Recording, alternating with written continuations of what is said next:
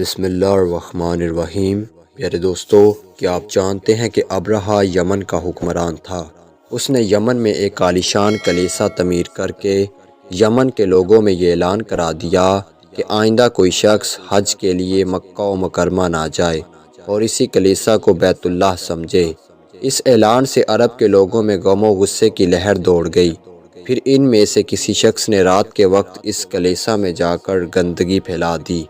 ابرہہ کو جب یہ معلوم ہوا تو اس نے ایک بڑا لشکر تیار کر کے مکہ و مکرمہ کا رخ کیا۔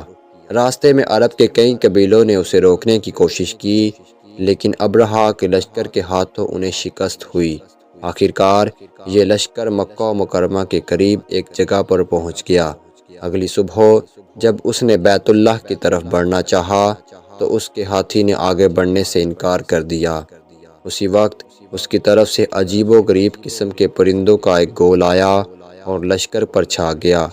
ہر پرندے کی چونچ میں 3 کنکر تھے جو انہوں نے لشکر کے لوگوں پر برسانے شروع کر دیے۔ ان کنکروں نے لشکر کے لوگوں کے جسموں کو چیر کر رکھ دیا۔ یہ عذاب دیکھ کر سارے ہاتھی بھاگ کھڑے ہوئے۔ لشکر کے سپاہیوں میں سے کچھ وہیں ہلاک ہو گئے اور کچھ تو بھاگ نکلے۔ وہ راستے میں مر گئے۔ ابرہہ کے جسم میں ایسا زہر سرایت کر گیا کہ اس کا ایک ایک جوڑ گل سڑ کر گرنے لگا۔ اسی حالت میں اسے یمن لایا گیا۔ وہاں اس کے سارے بدن سے خون بہہ بہہ کر ختم ہو گیا۔ اس کی موت سب سے زیادہ عبرتناک ہوئی۔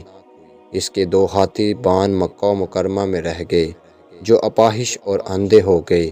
اسی طرح اللہ پاک نے اپنے گھر کی حفاظت فرمائی اور طاقت پر غرور کرنے والوں کو سزا کا مزہ چکھایا۔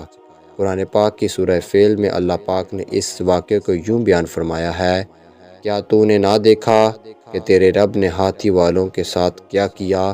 کیا ان کے مکر کو بیکار نہیں کر دیا اور ان پر پرندوں کے جھنڈ بھیج دیے جو انہیں مٹی اور پتھر کی کنکریاں مار رہے تھے، پس انہیں کھائے ہوئے بھوسے کی طرح کر دیا۔